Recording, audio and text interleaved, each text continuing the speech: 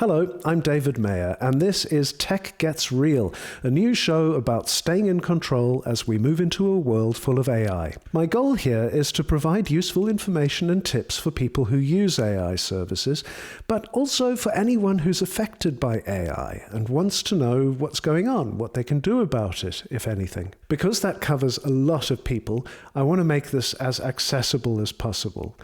I'm going to avoid technical jargon wherever I can, and I'm going to keep the episodes short and to the point. And on that note, let's get on with it. This first episode of Tech Gets Real covers a question that's very important for anyone using chatbots.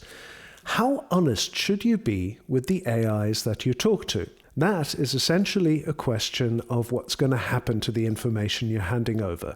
The prompts, the questions, the documents. What do the AI companies say they're going to do with that? And what can they be forced to do with it? I've been a technology journalist for a couple of decades now, and I've spent a lot of that time writing about online privacy. Questions about who gets to see what you're doing online, the websites you're visiting, the searches you're making, the people you're communicating with.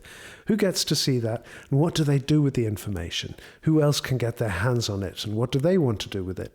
These are obviously fundamental questions, and I think they're more relevant than ever as we move into the AI era. AI may be a big new thing, but in some ways it's more of the same. And in fact, I would argue that many of the pre-AI dangers of online life are actually amplified now. For example, it used to be the case that if you were looking for some information, you'd probably just go to a search engine like Google and enter a search query.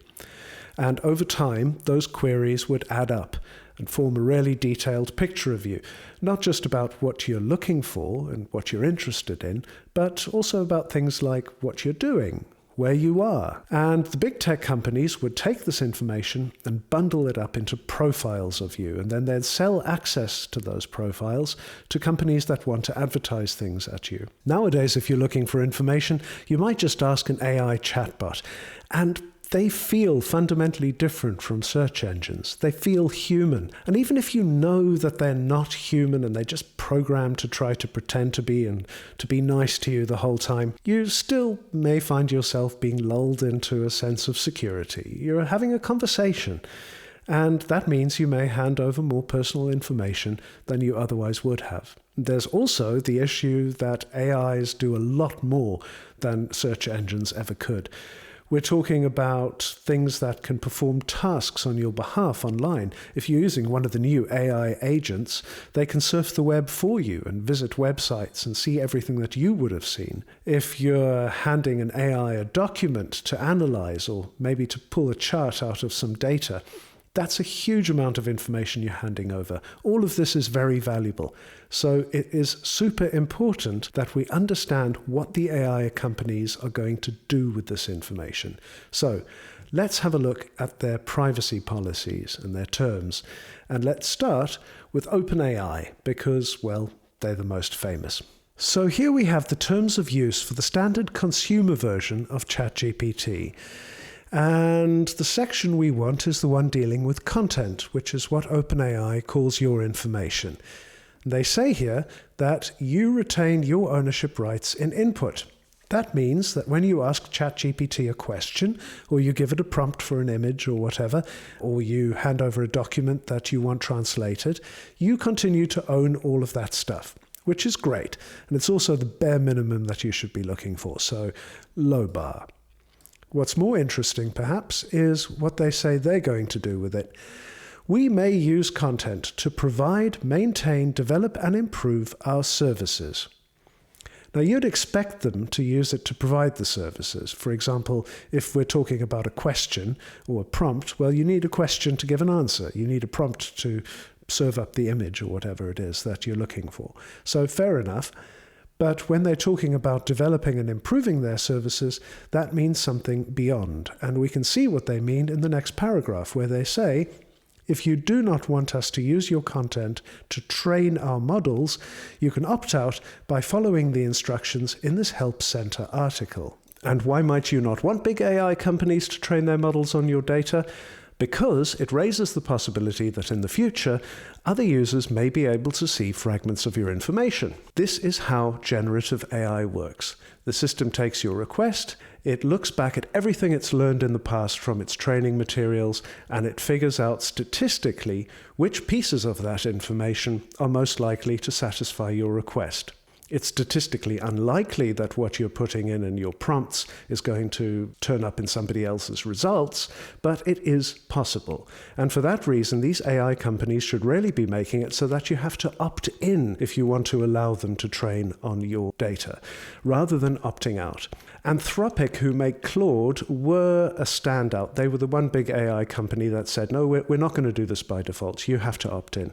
But a couple of weeks ago, they changed their terms so that it says, we may use materials to provide, maintain, and improve the services, and to develop other products and services, including training our models, unless you opt out of training through your account settings. Now, it's worth pointing out that both OpenAI and Anthropic promise not to use your information to build advertising profiles of you. And you probably won't be shocked to learn that Meta and Google, which have made their fortunes by building advertising profiles of people and selling access to that information, make no such promises. However, these companies have both been round the block a few times with privacy regulators, and accordingly, their terms contain some important warnings. This one, for instance, from Google's, human reviewers review some of the data we collect. Please don't enter confidential information that you wouldn't want a reviewer to see or Google to use to improve our services, including machine learning technologies. So if you use Google's Gemini AI, that's something to bear in mind. Meanwhile, Meta says, we may process personal information, including any sensitive information, to improve AIs and related technology.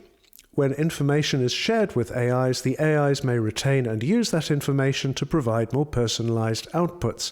Do not share information that you don't want the AIs to use and retain, such as account identifiers, passwords, financial information, or other sensitive information. Meta may share certain information about you that is processed when using the AIs with third parties who help us provide you with more relevant or useful responses. And when we're talking about companies like Meta and Google, which have been around for a long time, we have to remember that it's very common for governments, particularly that in the United States, where these companies are headquartered, to request millions of user records from them.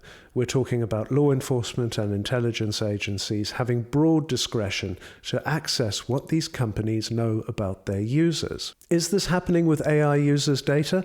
We simply don't know. But when tech companies hold on to loads of their users' information, which these AI companies do to varying degrees, then it is reasonable to assume that intelligence and law enforcement agencies will want to access that information if they can. But again, we don't know for sure that this is happening just yet.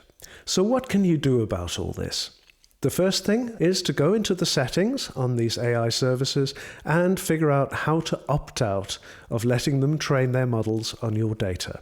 The second thing is to be a business. Most of what I've been talking about here applies to the consumer terms for these AI services.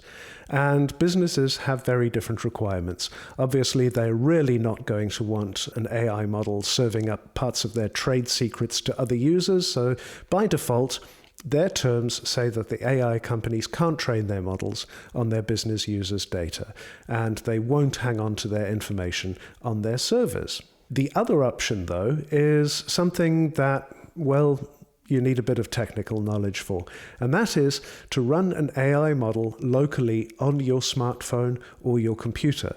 You can do this with some small open source AI models from Meta, from DeepSeek, from various other companies. But at the moment, the models that can be installed in this way require technical knowledge to install, and they also are not as powerful as the models that these AI companies are able to run in their huge data centers. So it's an option, but it's a limited one. I hope you found this useful. Thanks for listening. This has been the first episode of Tech Gets Real, so I'm sure there's a lot of room for improvement, and I'd love to hear your thoughts and suggestions. So if you're watching this on YouTube, why not hit like and subscribe, then drop me a comment below giving me your ideas about how I can make this better in the future. If you're listening on one of the podcast platforms, then perhaps drop me an email to david@techgetsreal.com. Or visit my Blue Sky profile, I'm Superglaze on Blue Sky, and drop me a comment there. Hope to see you next time.